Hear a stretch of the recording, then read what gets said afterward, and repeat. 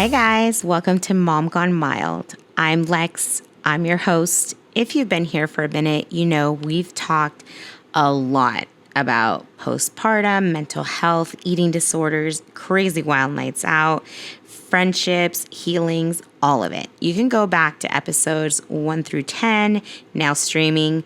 But in this episode, it's kind of something I've been thinking a lot about, to be honest. But before we get into all of that, I want to apologize. Not really apologize, but just explain why this episode is audio only. Trust me, that wasn't the plan. I'm having a shitty day. And yeah, we all have it. I didn't feel like doing my hair. When I did, it got so frizzy. It was out of control. I didn't feel like setting up lights because honestly, as soon as I did, I was sweating from the hormones. I didn't feel I was camera ready.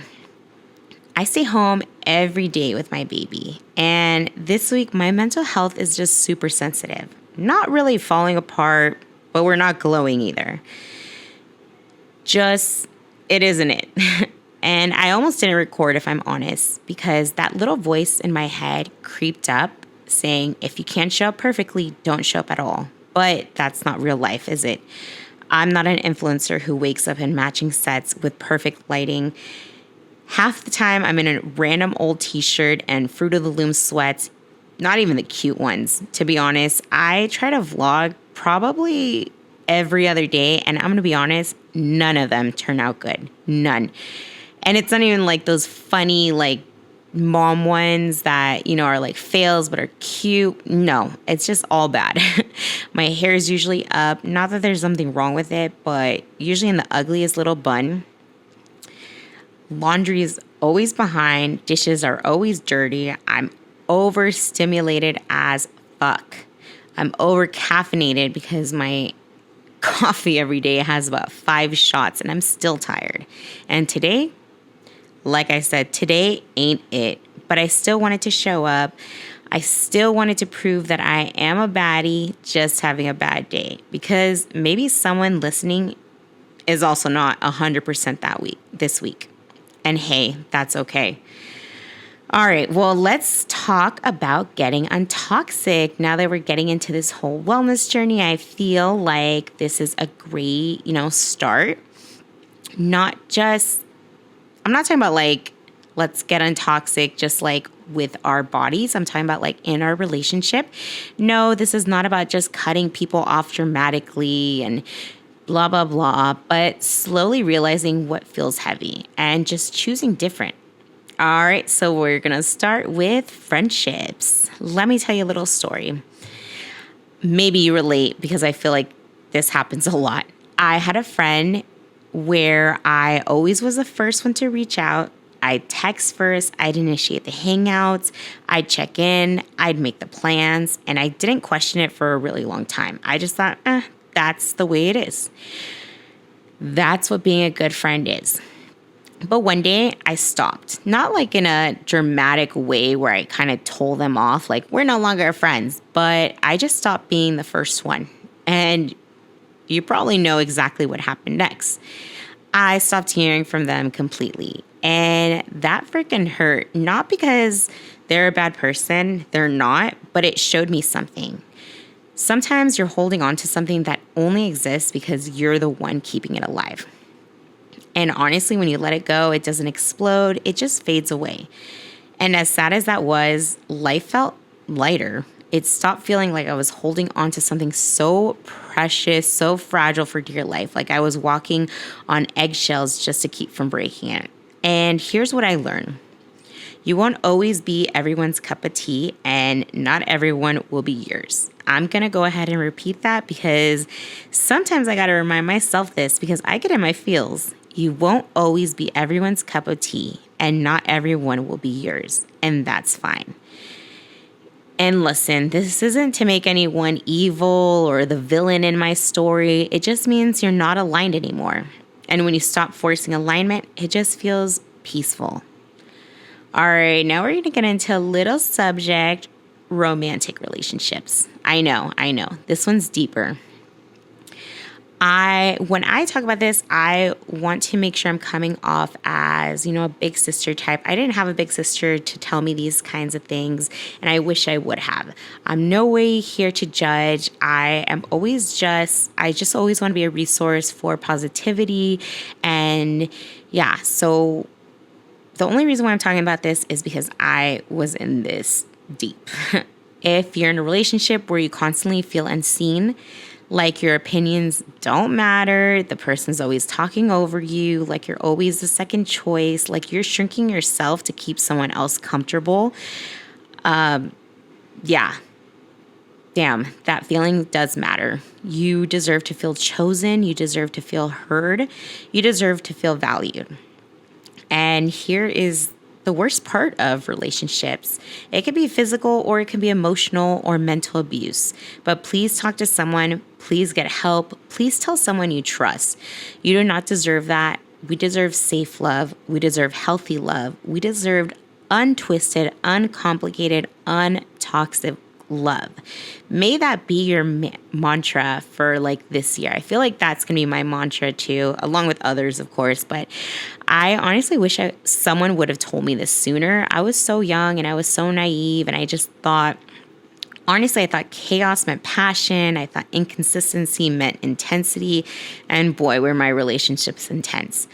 I thought if I just loved harder or stayed quieter or adjusted myself, kind of dim my light so the other person can shine brighter, it would fix itself. And guess what? It doesn't. Love shouldn't make you feel like you should question your worth.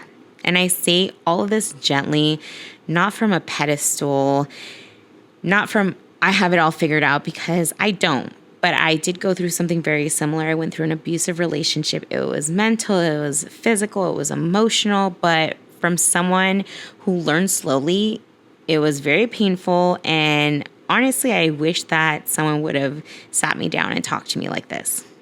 We honestly have to treat ourselves with more respect, because the world can be such an unkind place. And if we're unkind to ourselves too, well, damn, that's just a heavy way to live.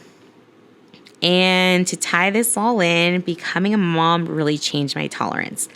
My energy feels more sacred now. I don't have the capacity nor the energy for draining ass friendships anymore, or relationships for that matter. I don't have space for conditional love. Don't be putting up all these rules and stuff and how I have to act, how I have to, I love the kind of friendships that you don't have to really everyday text, but when you do, it can be a reel here, a TikTok here, or just a, hey, how are you? Those are my kind of friendships. We see each other when we can. There's no force. And does that make me cold? I don't think so. I honestly think that it just makes me aware. And awareness is heavy sometimes. I completely understand, but it's also freeing. You can love your life and still have hard days. You can love your baby and still feel overwhelmed. I'm going to keep repeating that one because right now we are trying to sleep train with Axel. And oh boy, it hurts my heart hearing him cry. I'm not one for the cry it out method, but to be honest, it was crazy because last weekend he slept in his own crib for once the whole night. And then after that, we haven't been able to get him back in.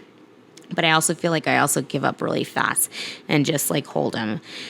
But that's just a really big thing that we're going through this week. And just remember, you can love your partner and still need reassurance. And that's something I'm learning now because I always ask Randall, oh, would you still love me if I was a turtle? Or, oh, would you still love me if I was this? It's just, sometimes we need that reassurance, hey, babe, you're beautiful. Hey, babe, you're worthy. But none of that makes you weak. It honestly makes you a human. Like I say, today ain't it, but I showed up anyway, and maybe that's the lesson here. Not saying that every episode needs to be this whole crazy lesson, but yeah, I'm growing every day. I'm trying to go on this wellness journey, and you don't have to be perfect to be worthy. You just have to be honest. And to me, this is the most honest that I'll probably get. So before I go, Mom Gone Mild is having its first ever giveaway. And you guys, these prizes are honestly so good. I actually bought some for myself so we can be twinsies. It is a khaki Sony wireless headphone and a 40-ounce Hydro Jug pink. So you can start this wellness journey, get you on your track. And yeah, so join us on Instagram. The giveaway starts March 1st. It runs through the 15th. Make sure you're following me on Instagram so you can enter, please, at momgonemild_podcast. The official podcast post goes live March 1st. That's where you'll enter. On there will be like all the instructions, the rules, and we're getting into that 75 hard mentality, guys. I have had so many messages from you guys saying you want to join, and honestly, that's amazing. But here's the thing. It doesn't have to be extreme. You can do soft, medium, full on hard. This isn't about punishment. It's about having a reset. It's about discipline with grace.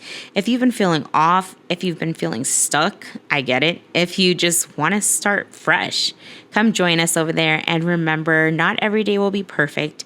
You will miss things. You will feel tired. You will have off days. But please, please, please be kind to yourself. We're in this together.